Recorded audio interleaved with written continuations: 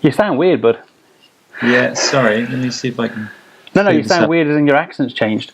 You've got all posh. Sorry, I've what? You've got posh. You sound like Nick. What's going on? Yeah, well, I've been living in Jersey, right? There we go. There's a bit of Ponty back. Yeah, it's apparently when I watch football or have an argument. Which never happens, of course.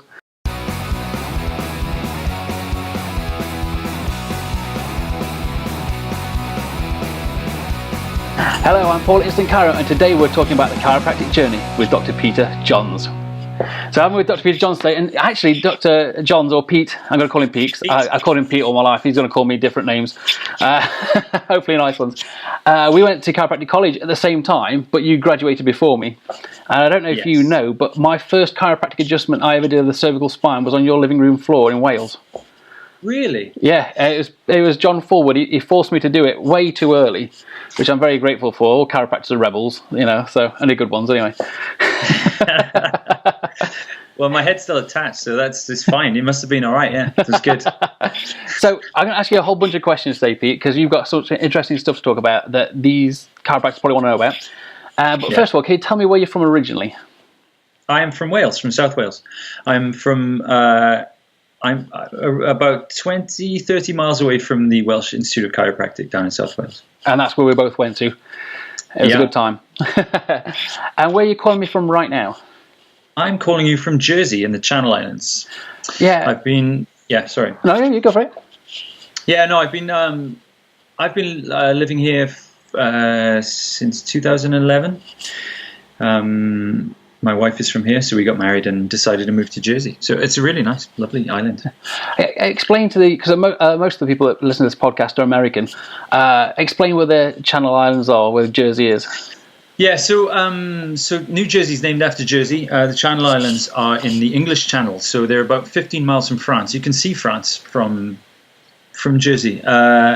About 100 miles south of the English coastline. So they're a British protectorate, sort of under British rule. The Queen sort of owns the islands, so to speak. And yeah, New Jersey cows, you know, sort of football jerseys, all that sort of stuff. That's all Jersey origin.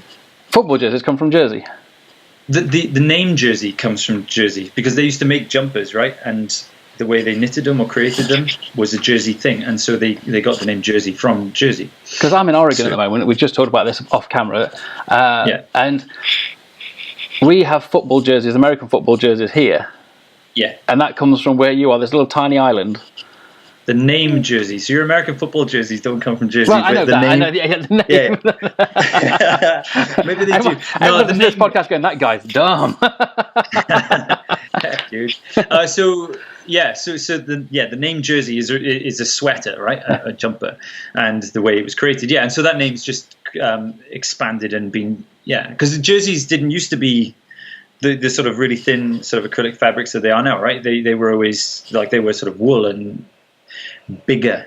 And that's more, I know the podcast's not about this, but I found it really interesting. And just to clarify to everybody, I'm not that dumb. I did realise that all jerseys are not made in a little tiny island in the middle of the ocean. I know you knew that. It's the cows that most people go for because they're really good milk cows, right? Dairy cows. Yeah, I love Jersey milk. It's great. We get it in England with the little gold top. That's the one. Yeah. Yeah. So they export. You can't. I think you can get it here, but it's not the same. It's fake. I have lots of angry comments. It's from Jersey. No, it's from Jersey cows. So the cow has been exported, but the Jersey cow is a very beautiful animal, and so I saw a Jersey cow in India. There's one knocking about near where I live, and well, you actually something, and that's what we're going to next. Because where have you just come from? India. So I've been back in Jersey for a week, but I've been living in India for the last 10 months. And you're going to go back to live there in a few months' time, is that right? I will, pending visa, but it should be fine. I'll be spending another year in India, at least another year. And why are you in India at the moment? So it's a long story, but so my wife's taken a job teaching theatre at a United World College. So there are 17 United World Colleges around the world. They take students from all over the world. We've got about 80 or 90 students represented at the college we're at. So they do the IB exam qualification there. And They are a school that was originally founded. The original United World College was Atlantic College in South Wales, which actually isn't too far from the Welsh Institute of Chiropractic. And my wife went to that college. They wanted to start a more robust and a more open qualification, a way of teaching that wasn't so standardized, so rigid as schools were providing. And so they created the IB, actually, the United World College, and that's been taken up by many schools around the world. And so this schooling system has expanded. And anyway, they've got one in India. It's been there for about 20 years. And my wife had always wanted to teach theatre. She teaches theatre and is writing a PhD at the moment. And she'd always wanted to teach. And you're big into theatre as well, which we're going to get into in a minute, aren't you? Yeah, sort of, yeah.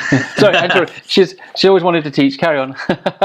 Yeah, one of her dreams was to teach theatre at United World College, and so this job came up. But to be perfectly honest, I've been working as a chiropractor for about 13 years, and my own particular ethos around practice has led me to practice more by myself and not expand into larger clinics. So, which is really good, because it means that I really got to practice the way I wanted to, and it was quite I suppose we're talking about that in a minute, I suppose. But the downside of it was that I was practicing alone for a long time, and so being in a room staring at backs for 13 years, I think the last 2 years it was kind of getting a bit tiresome, and yeah, I was ready for a change. I was a bit done.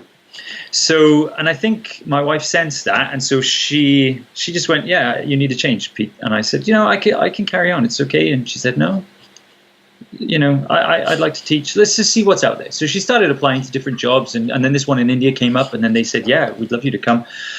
And so then we looked at each other and went, "They want us there in a month. Well, they want us there in 3 months. We had to leave to go to America anyway in a month, and should we do it?" And it was like, "Yeah, let's do it." So that was it. We up sticks and left. Now, I'd like to point out to the listeners that this sounds all like very dramatic. Like, we just decided next week we're going to do this.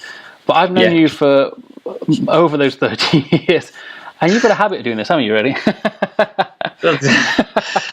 Well, yeah, no, I mean, isn't this what you do? It is, actually. Yeah, I'm in America right now after a 2-week vacation. But yeah, I was going to say, tell me about your first clinic, and I'm going to pull this in. The listeners may be thinking, why are we talking about all these different things? It's really important, because we're talking about a chiropractic journey, and how a lot of people, including myself, have always thought that chiropractic's the destination.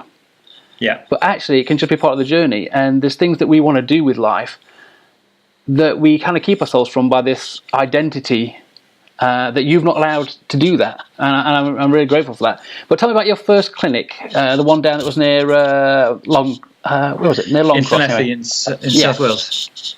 Yeah. So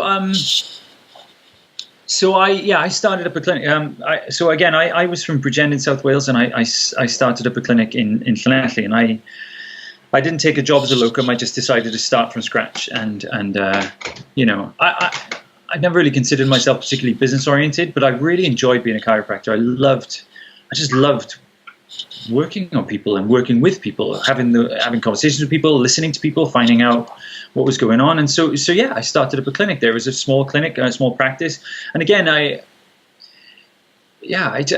worked on my own, and I was there for 6 years probably.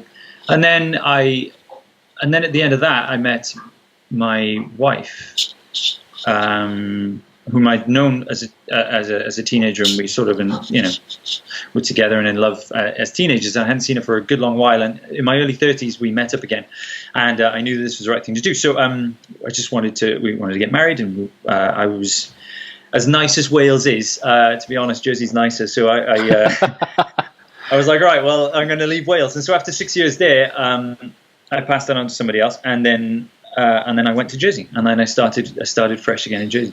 Now, I'm going to ask you a couple of questions about that first. So when you passed that clinic on, did you sell it, or did you give it away, or what did you do?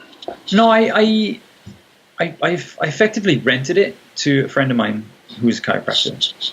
And he was looking for a new thing, and so I just said, look, I'll rent it to you. Yeah, I know you, Pete. So it probably was for very little money.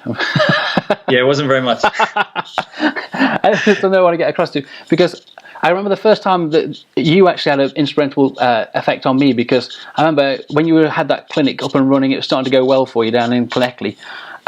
You decided that you were just going to leave, I think it was 3 months to go around America. Was it 3 months or a month, something like that?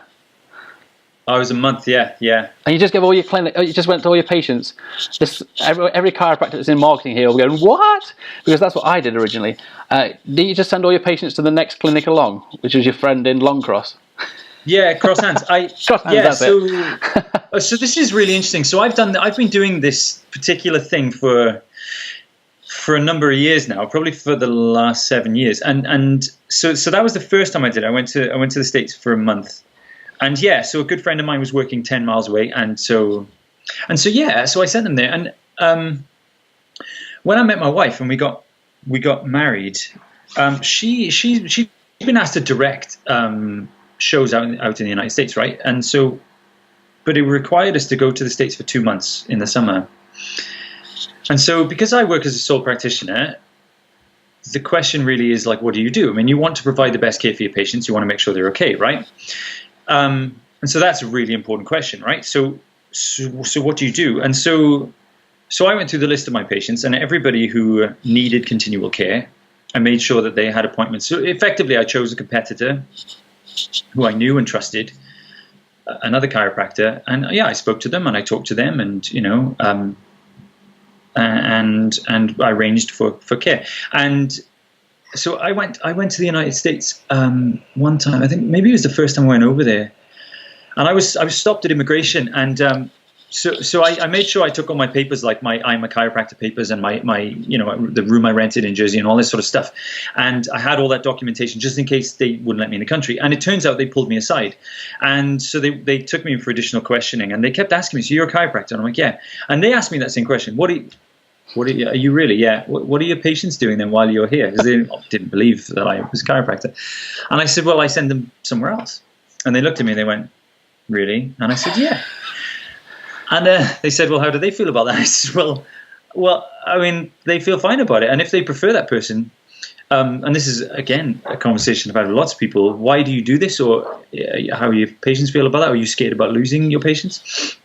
Like, I figure that if my patients prefer being with somebody else and their treatment, then they should be there, like absolutely and unequivocally. Like they shouldn't be with me if somebody else does a better job for them. It turns out that I don't know who's listening to this, but I think probably that I was doing a really good job, and usually the response when I came back was, "Oh, I'm so glad you're back." Well, people prefer the original one, that they get used to somebody. So I'm sure your friend Cross Hands was really good, but they prefer the guy that started it off usually, don't they? Like, I know Pete has been treating me for a while. Yeah, they get used to somebody. Yeah, I'm trying to ease it in case he ever listens to this. Oh no, yeah, he's a great chiropractor. Yeah, no, I wasn't talking about. We're in Jersey now, no, in Wales. But he's a great chiropractor, and yeah, I think people are like that. But I think what I mean is that I don't like. I was confident enough in my own ability, and I think as a chiropractor, it's really important to be confident. You have to be confident in what you do, because I think once we start making decisions and the way treating patients based on fear of losing people, then we start trying to grab hold of people and hold people, and that's really wrong. Like I mean, it is a business, but it's not a business. It's a service. It's a care service we provide, and I don't believe. I have an issue with marketing in a certain way. I think it's okay to tell people you're there, but I think these ethics are all written into chiropractic generally. But I'm not sure as business people that we start to take business models on as to make your product indispensable and these sorts of basic principles of marketing. And I think I've not really ever felt to go down that road. I think you hit the nail on the head there, because every great chiropractor I've ever known, and hopefully I put myself in that, because you've got to have the confidence in yourself, like you're talking about. Yeah. Has had that level of love or care that is above all the other things. And I think what struck me about you, back when we were great friends back then, we've always been great friends, but we just hardly ever speak to each other anymore. Probably beat me at a game or something like that. This is the longest conversation we've had in a while. It's good. It's nice. But I think the thing that separated you, and I thought you were wrong at the first. I've told you this before. I thought you were wrong at first. I was like, why have you sent all your patients away? But I think that freedom freed you up more, and would free everybody else up. That freedom to go, giving it to innate, giving it to the universe, giving it to God, whichever way. Just say, hey, if they're happier there, that's fine. And I'm going to go and do this thing that I'll only get this chance to do right now, is a valuable thing. Because without that ability to give it up, you wouldn't have gone to America, right? No, not at all. You'd have been like, I'm too worried. Yeah. But was it worth it? Was it worth taking that short amount of time to go to America? Yeah. Oh, totally, absolutely. It was one of my patients who said it to me. Actually, he said, "Look, you either," because I wasn't sure I should, and he said, "Look, you do or you don't. But the only thing that's certain is this will all be still here when you come back, or whether you go or not. You're just going to be in the same place. So the only difference is you'll have gone or you will have not gone." And I was like, "Yeah, you're totally right. I'd rather be here in a month's time with a fantastic trip to remember than not. But if I'm still going to be in this room in a month's time, regardless, I think there's many social constraints that stop us from doing this, though. I remember saying to my family, I've got a great family. My dad's wonderfully supportive, always up with my crazy ideas. But I said to him, Dad, I'm going to go down from 5 days a week. I'd been working 6 days a week. I'm going to go from 5 days a week. I'm going to go down to 3 days a week, and probably 2.5 days a week. And he had that father-son talk, with you. He goes, you sure you want to do that? You don't know the money's always going to be there. You don't know if it's going to be there when you get back. All those sort of things. And for 2 years, I took the decision to listen to the convention and just keep working those 5-day weeks when I didn't need to. I've got associates, I've got other things like that. And I think when I really decided to free myself up, which you'd done years before, it was the time where I got a big change and my whole life changed. And it was a great time at that time. I was working 2.5, sometimes 2 days a week, and getting the same amount of money, but having lots of life experience, doing my hobby that I did all the time. It was great.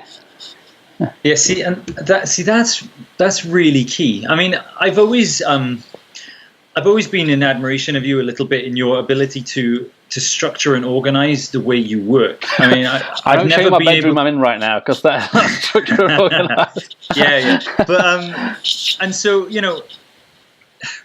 and that's really good because there's a security in being able to organize your life, because it does free you up to be able to do that. But a lot of people I know who are really good at business, it's hard for them to let that go. Now, I'm exactly the opposite. I'm not that good at business. I don't really care about money. As a chiropractor, I've never made a lot of money. I've made enough to support me, but over the last 7 years, I've made enough to be able to allow me a 2-month sabbatical in the middle, in the year, without any income at all, and still having to pay all of my outgoings, and it's been great. And as a job, it's been really good for that. But without that first time going to America, I don't know if I would have had the courage and the freedom to do that. But I've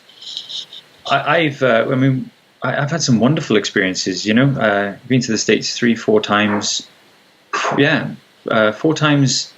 And it's only my job as a chiropractor that's really allowed me to do that. And every time I've come back, my clinic has grown. My relationship with my patients has improved.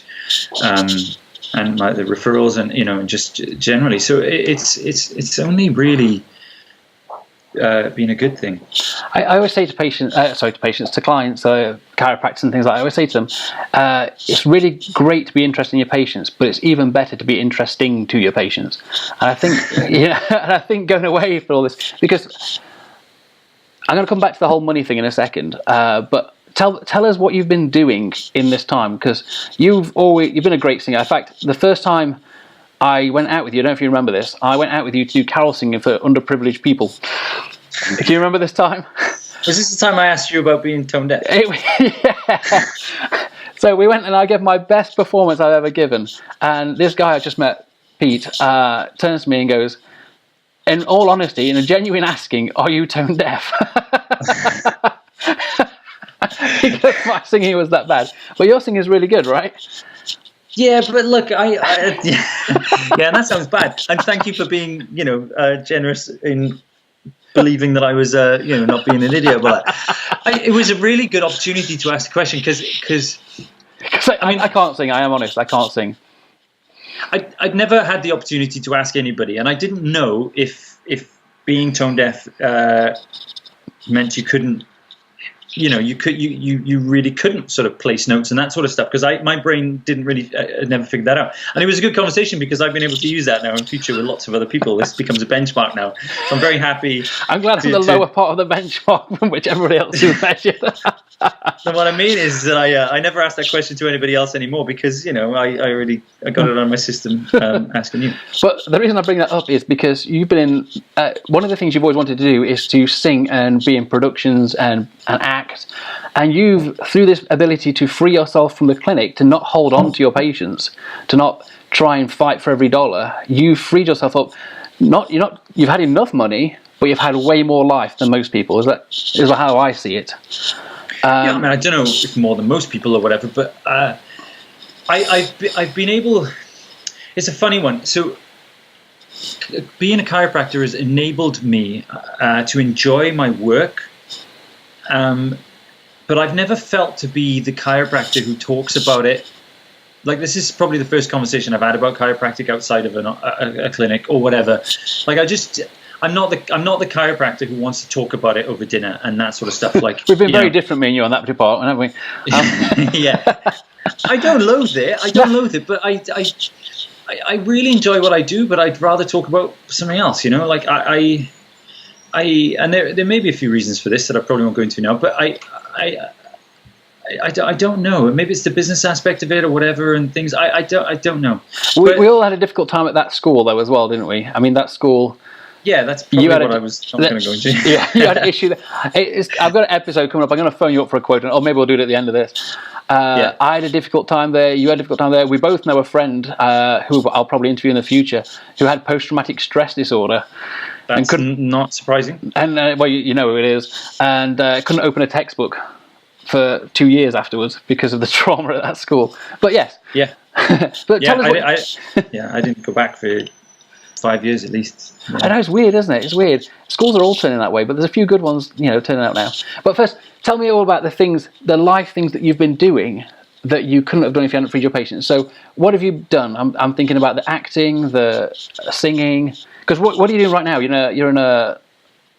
I just did it actually.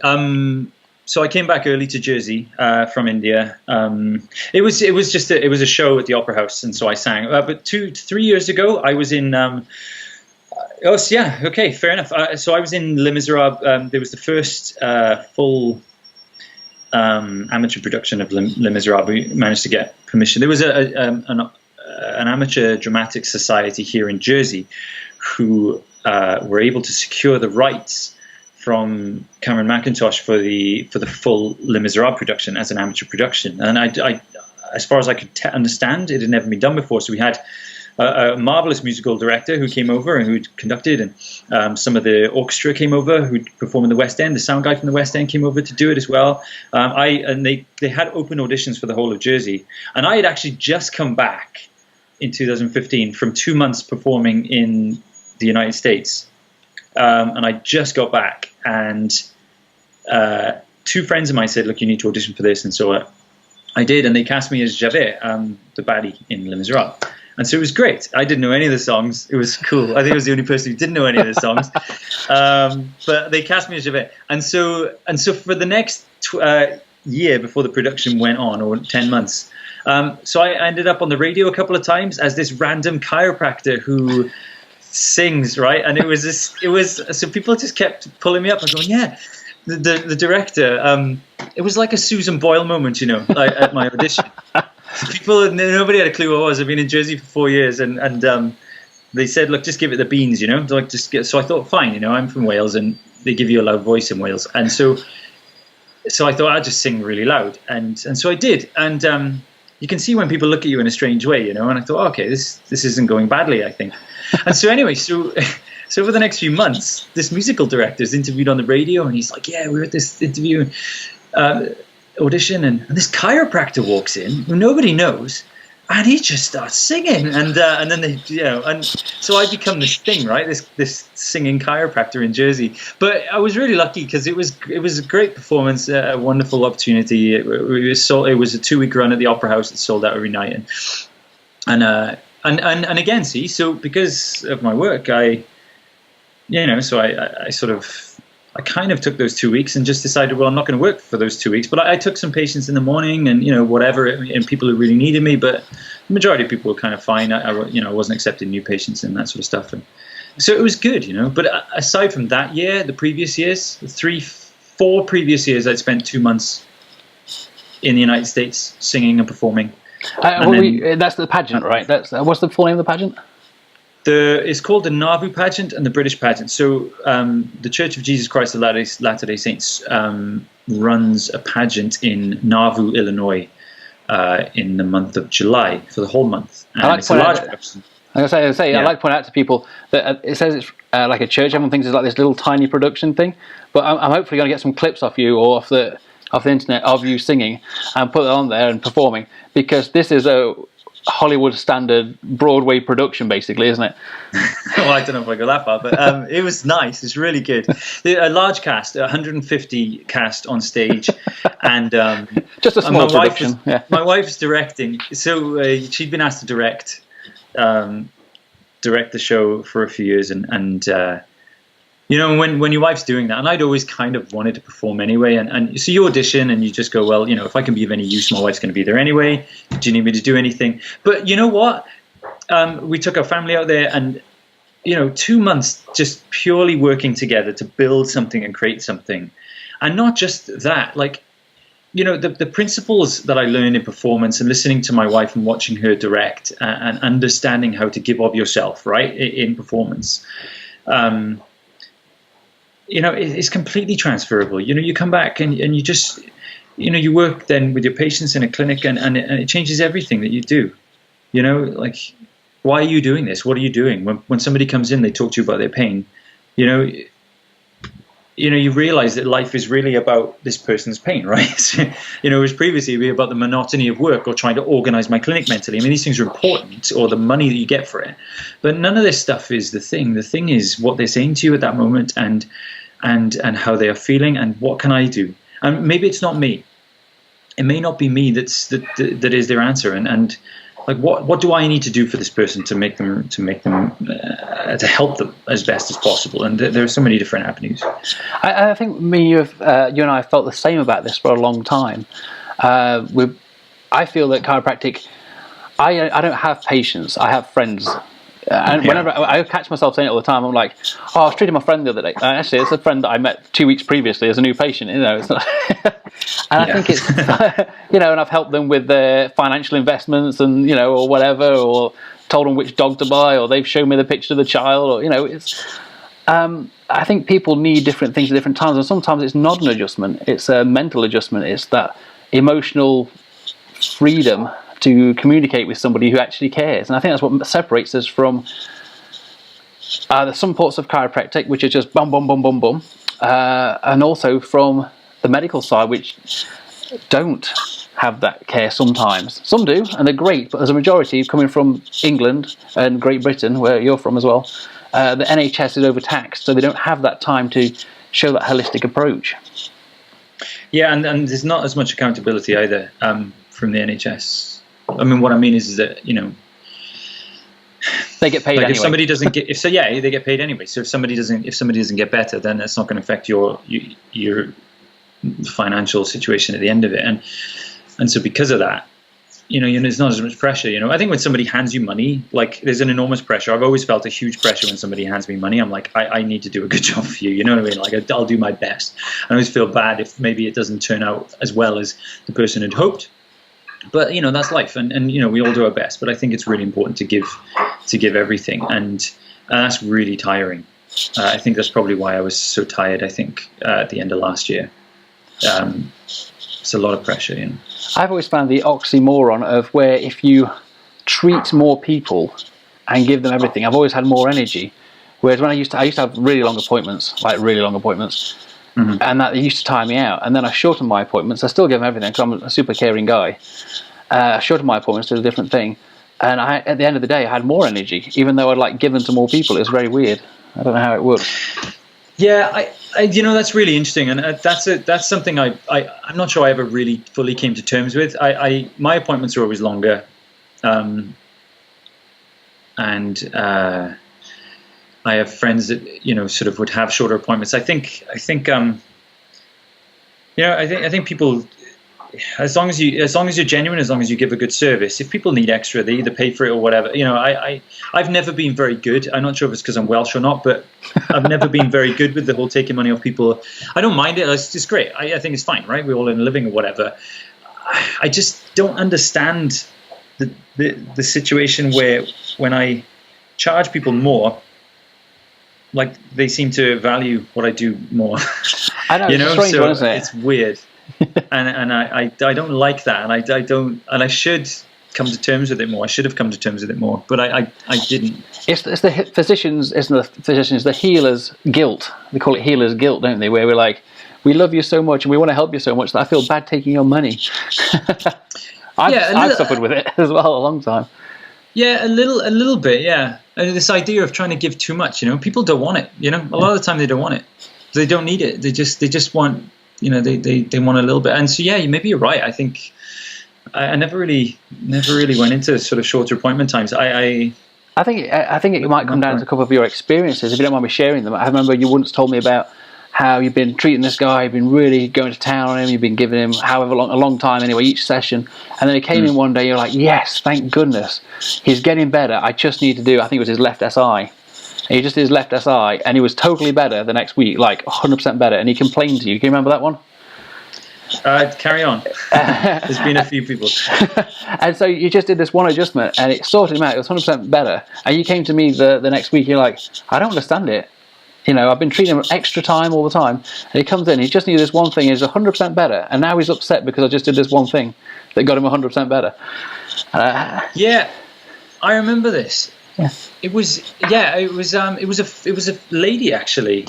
She was really mad at me, and you're like, you've got me better by doing this tiny thing. It was weird. Yeah, I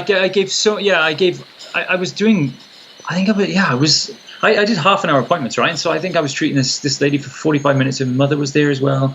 And, she was really sore.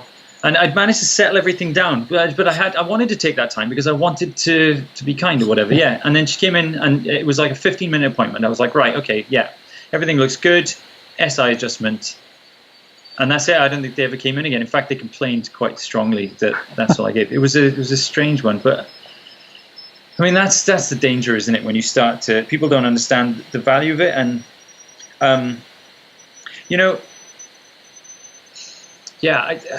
sorry, yeah, I don't know if I'll ever figure it out. It can come down to wording, but I think people, if you give more, they always want more. And I had a great mentor actually, Terry Chimes, and he said, "Always leave the people wanting more." And I'm like, Do you believe that though? I've actually found it to be true. How do you feel about that? I had a really hard time with it for like 2 years, as in for me mentally. Yeah. Most of our problems I found, for me and for chiropractors that I help, are in here. Like have you ever been down to see Benny Matthews, or you didn't make it up to Shadow? I think you met Shadow Me once. I don't know. I can't remember. No. But it seems like the people that seem to be able to like cut it out. Like I've shadowed people like Terry Chimes, and this guy said to him, "I've just figured out." This is a common story. He tells everybody, he'll be happy. He's like, "I just figured out that you make £400 an hour," and like in a complaining voice to Terry. And Terry's like, "Oh, that's great, fantastic. Get on the bench," and he adjusted him and sent him back out. Yeah. And you find that people that have that mentality, where they just like can just cut it out. I've got more of a headspace. I have to like really make myself think it. But where they can just go, "Yep, I do. That's great." they seem to be able to just pull the patients in and do it like that. Yeah, I mean, yeah. So this is something I've wrestled with. I think throughout my entire thing. I don't, I mean, even with my experiences, experiences like that, I've had 10 times more people who have been happy because of the time. But you're right, it does tire you out. I'm not sure I could practice in a different way. I had to get around it a different way because I didn't go. Terry, if Terry was still coaching people, I would recommend people go see Terry Chimes. But he's not. Terry and Bryn aren't doing it anymore. As far as I'm aware, if they are Terry, give me a call and I'll correct that. But I was on their system, and I couldn't. I was like you. I couldn't bring myself to do it. So I created the 3-room system. I think you came when I had. I don't know if you came when I had the 3 rooms. I did not know. No, and so it's a way for me to get my head clearer. So I treat one person in one room, and then I put a modality or acupuncture needles, interferential lays or whatever, and I go in the next room. There's somebody already in there. I treat them for 10 minutes, 5 minutes, whatever it is, and then I put acupuncture needles on those, and I go back into the first room and take their thing out, give them a good pat on the back, say you're doing well, and by that time there's the third person in the third room, and I go into that one, treat them, put needles in, go back into the second one, take them out. And how did that go? How did you feel that's probably been the most successful. Well, it has been the most successful system for me I've ever come across. I happily see lots of patients in a day. They're all happy because they all like the fact that, I went to the other chiropractor. He did treat me and crack me a lot more than you did, but he didn't have that special laser machine. I didn't have that flexion distraction machine. You know what I mean? You didn't have that electric machine. And they're like, you try everything for me. And I did try everything. And I even got brain stimulators or everything because I wanted. And it works. Chiropractic is fantastic. I'm a chiropractor. If I had one thing left, it'd be my hands, and the second thing would be my arthrostim. I love arthrostims. But after that, I would add stuff to it if I could, because we're not the only thing that works.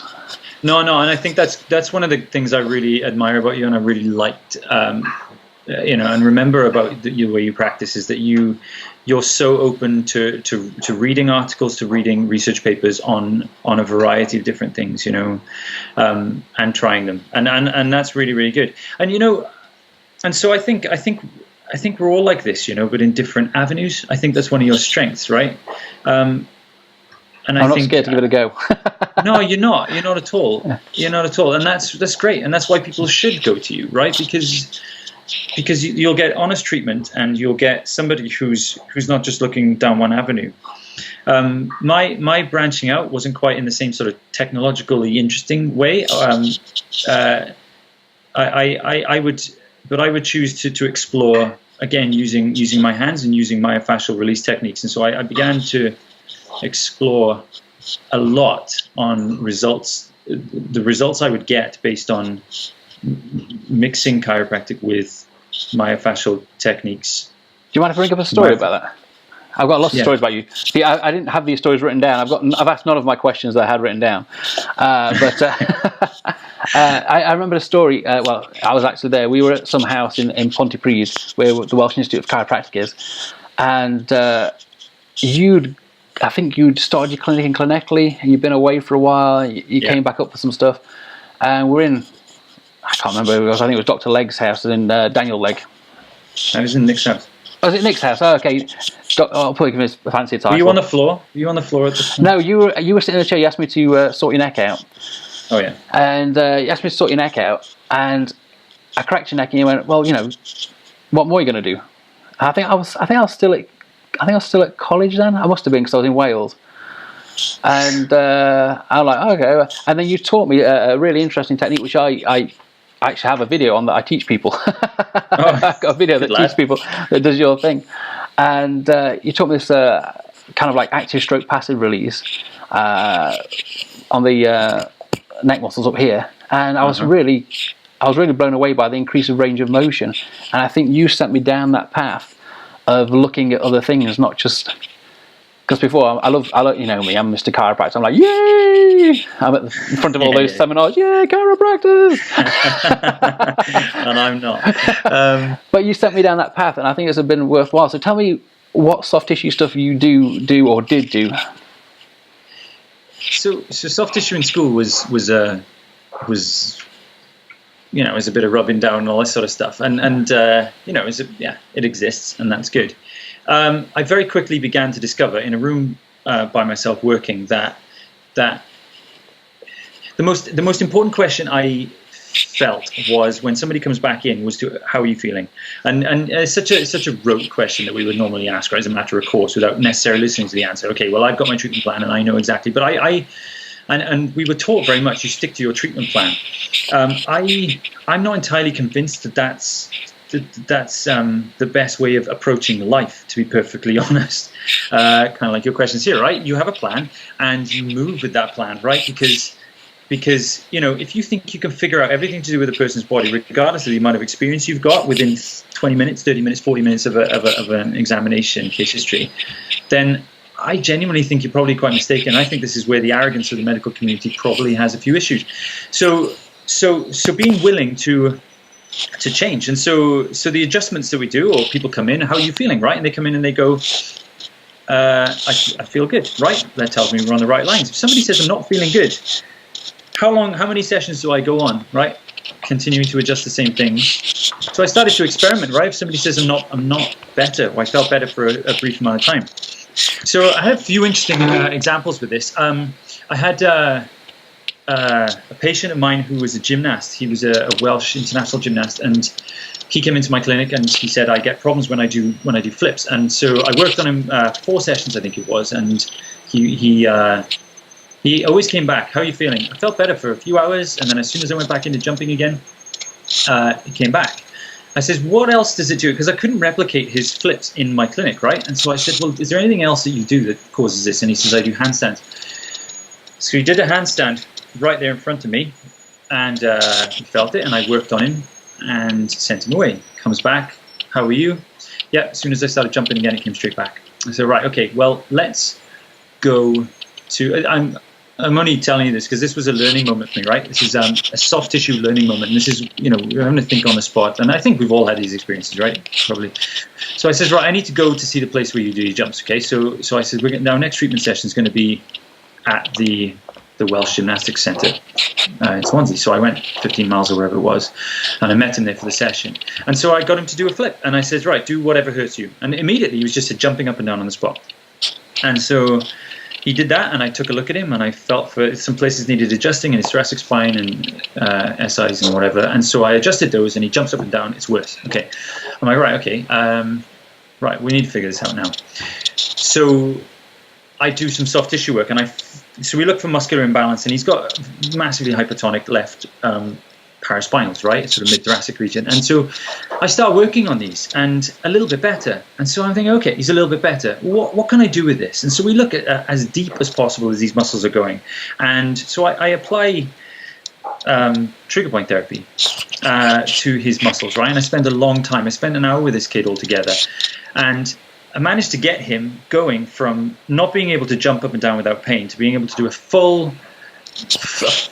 the biggest flip he could do, you know, sort of running, jump on the mat, flip, multiple spins, blah, blah, landing it, no pain at all. And by the end of this, and so after each one, I just wanted to see if I could get him better and better and better. And what I realized was trigger point therapy, deeper and deeper and deeper, and continuing to do that and spending that amount of time was very, very useful in this. Now, by this point, I had 3 of the international physios all around me asking what I was doing, and I managed to show them what I was doing, because by the end of it, he's fine, right? And I said, look, well, theory is, I mean, you continue to do this with him and loosen these muscles off, and he'll be fine. And he was, and he went to Commonwealth Games, and it was all good.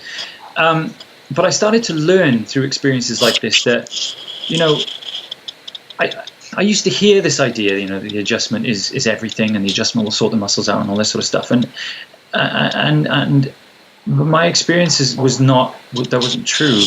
I mean, myofascial release on its own without joint work didn't seem as effective, and it didn't seem as but it didn't seem effective the other way around. So my clinical practice was based around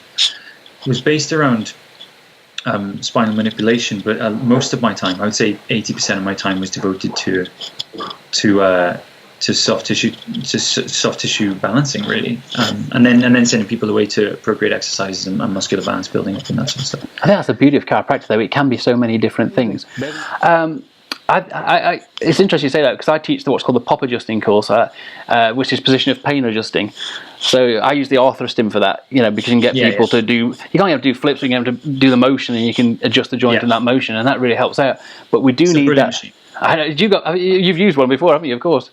It was obviously brilliant. I think you were there when I fixed Nick's arm that he'd had, like, someone from that car accident.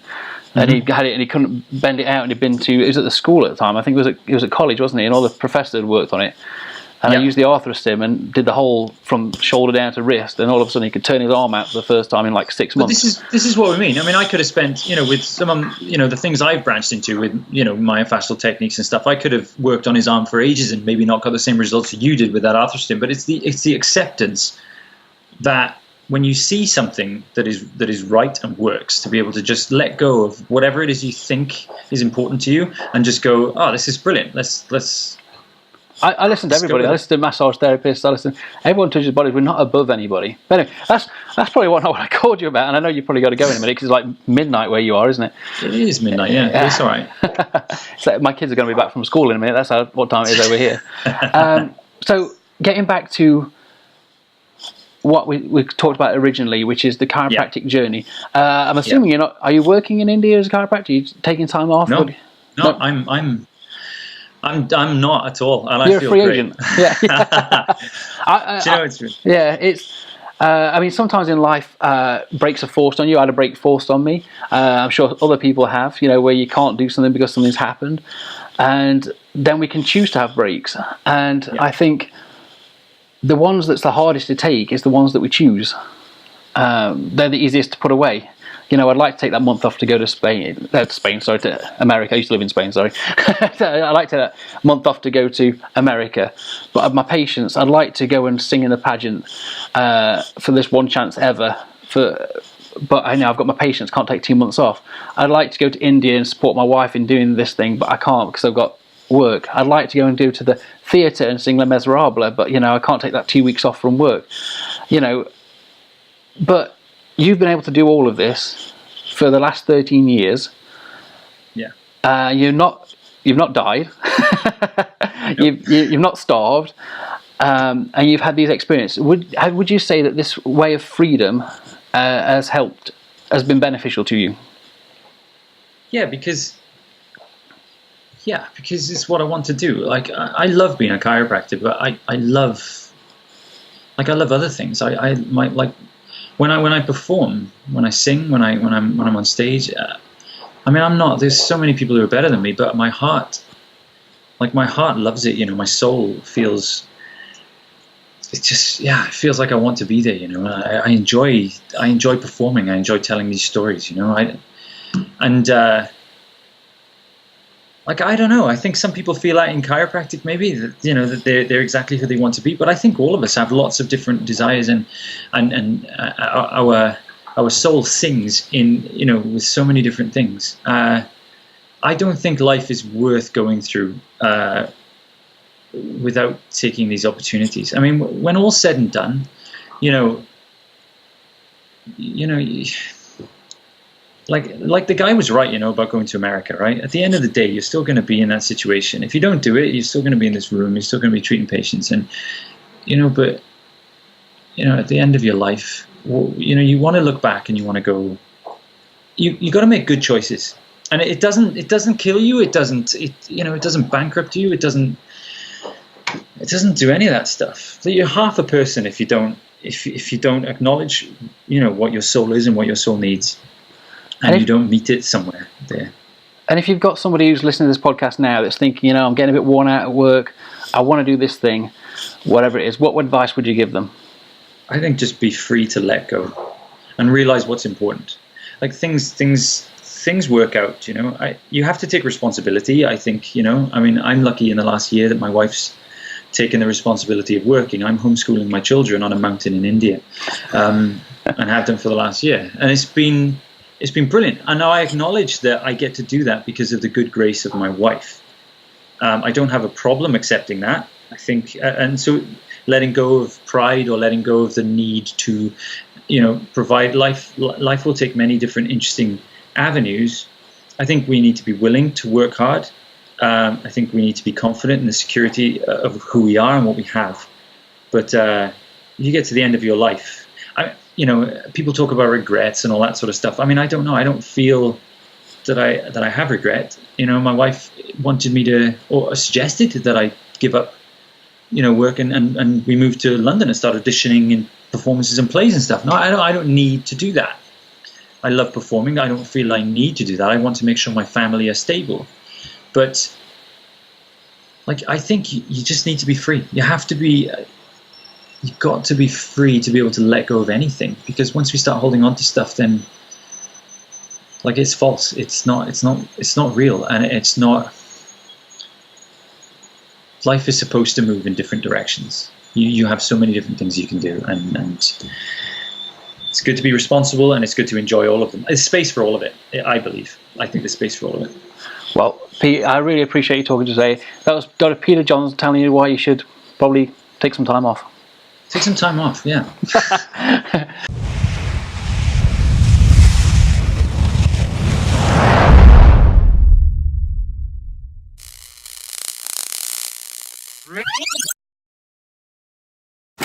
Well, that's it, guys. The podcast is over. But there's a lot of things that happen before and after the podcast that some of you are interested in. So if you're interested, keep listening. If not, we'll see you again next time.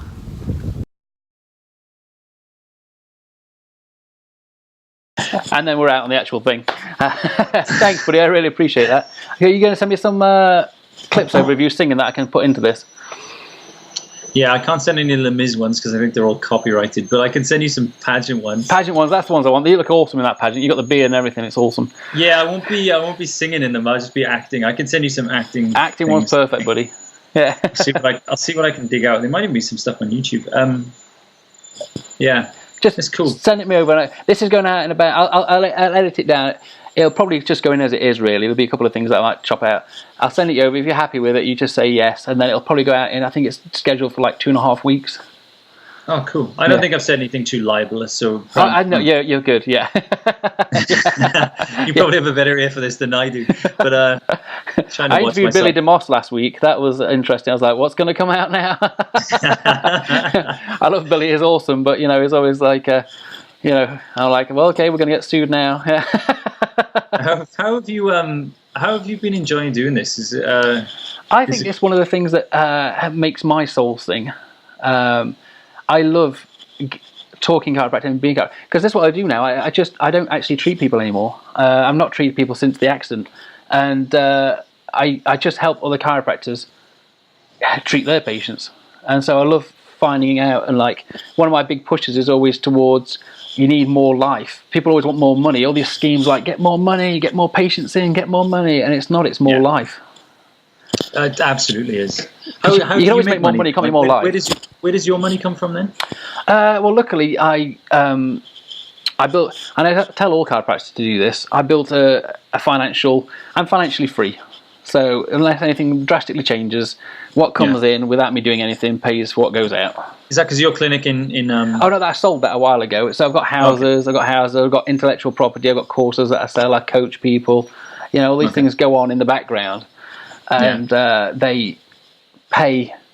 I don't have to do anything, and I mean I've not actually worked. I don't count this as work. It's like being a chiropractor. I didn't really count that as work either.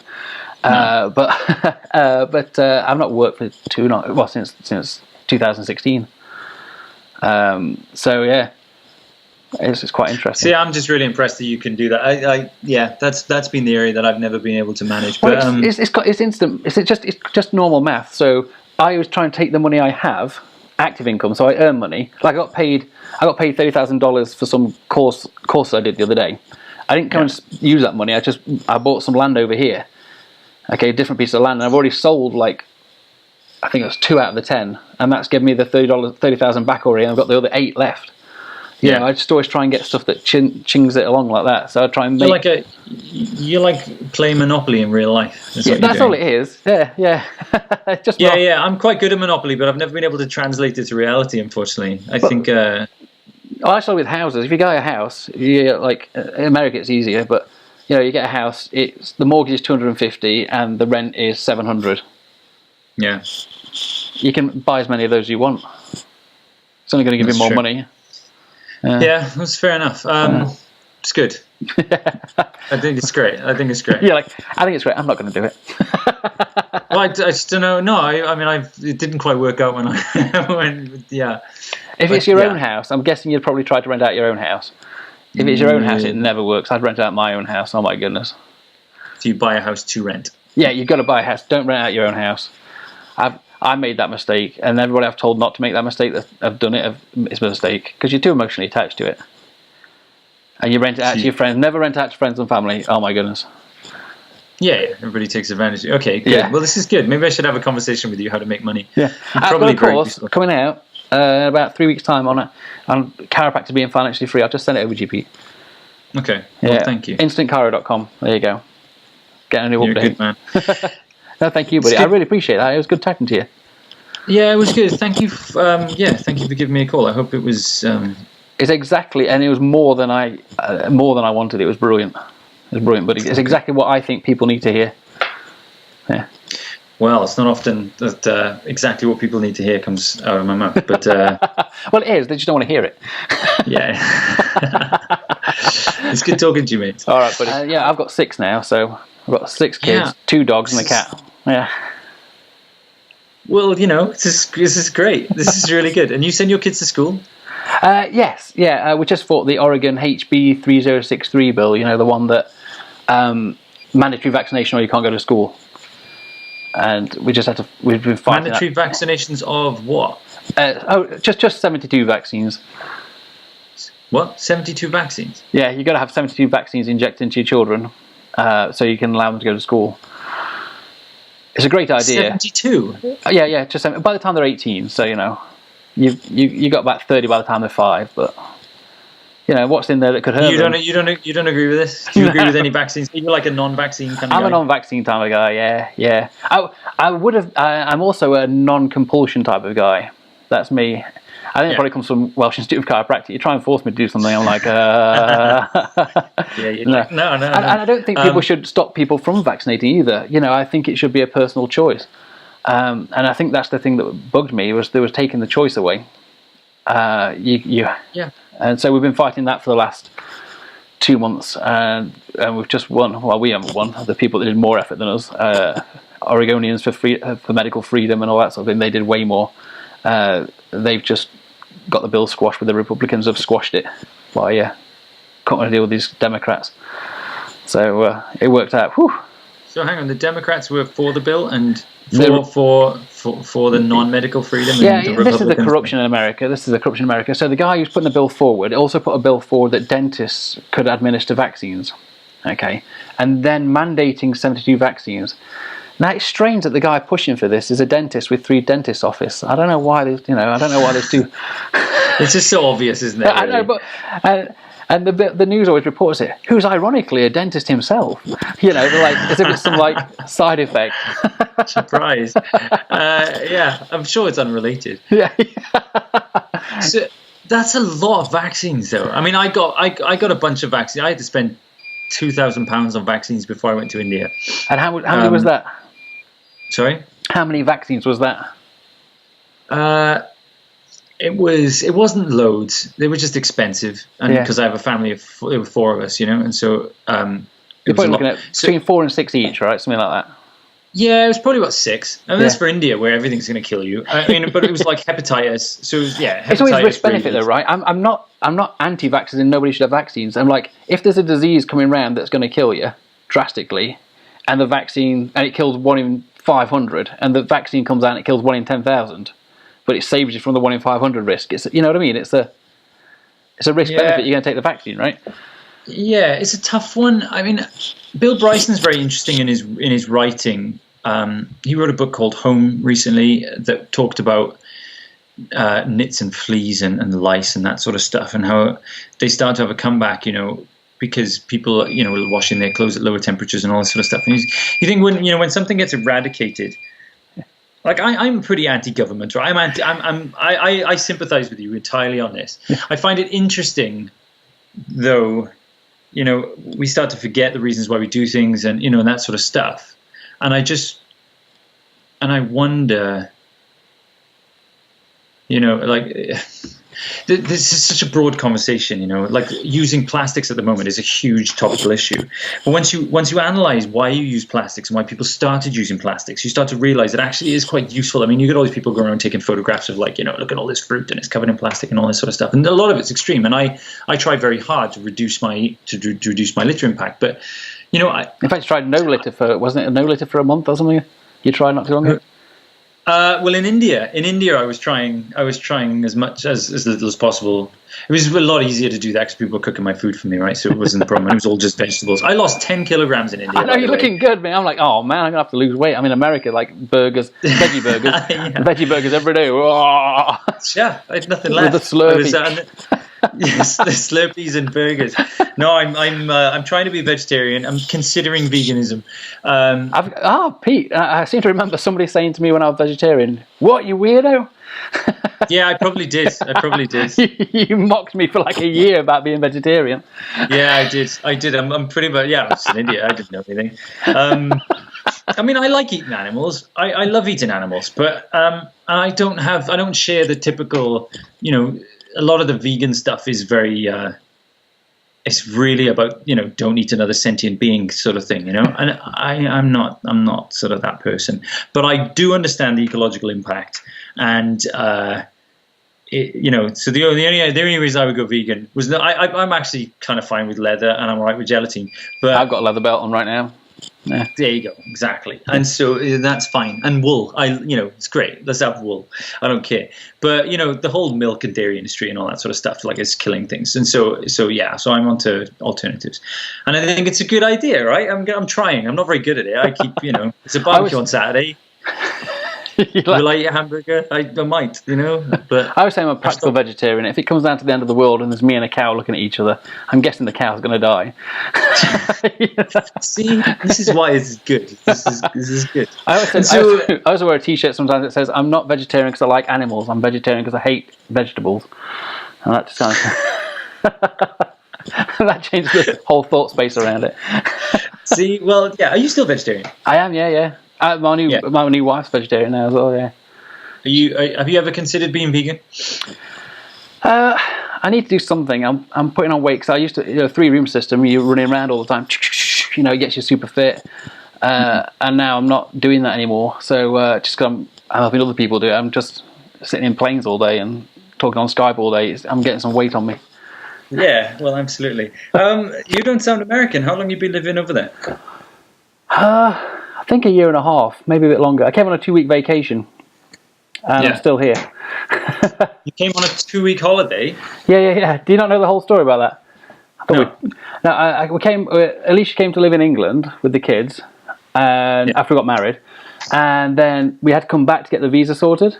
So we came to Florida, and they said, "Yeah, we'll sort you out." And then the day we were going down to the actual office in Miami, they emailed us and said, "Oh, sorry, you've got the wrong office. You can't do that here or anywhere in America." And so we spent I think it was like $15,000 going to Florida Universal Studios. We'll never be here again. And so I tried and do something at the different office, see if they could work. But then Hurricane Irma came, and then all the flights got booked out, so we couldn't even get anywhere. She couldn't come to England, so we were in a motorhome. We rented a motorhome and we drove across America to get away from it. It was pretty interesting actually, because at some points we're like, and then we got halfway and we're like, well, we might as well stay now. So you drove a motorhome through Hurricane Irma, and we did actually. Well, it was like a whole a huge amount of people that are leaving in motorhomes when the hurricane comes, and so every day we're in a big pack of people. It was great. And then one morning I got up at 6 a.m. and looked out the window, and the park that we were in was empty. And I was like, Alicia, this isn't good. And that's when it caught us up. And it was a bit. I say caught. It was probably 50 miles, 100 miles away or something. But we're like, it's all dark skies and everything. We're like, no. We'll go over it. But yeah, and then we lived on the street here for a while, and then I thought we'd better just get an apartment. And now I live in a big house. You're a pretty resourceful chap. Yeah, well, you're a resourceful guy. I mean, what can I say?